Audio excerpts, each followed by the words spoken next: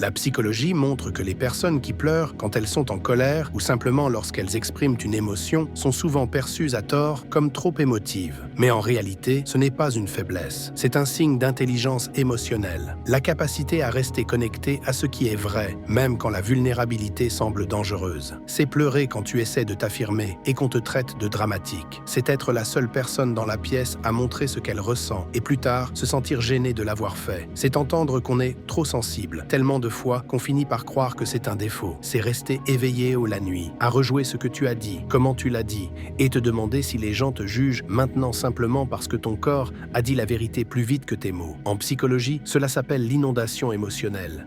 Quand le système nerveux est submergé par l'intensité du moment et que les émotions vont plus vite que la capacité du cerveau à les réguler.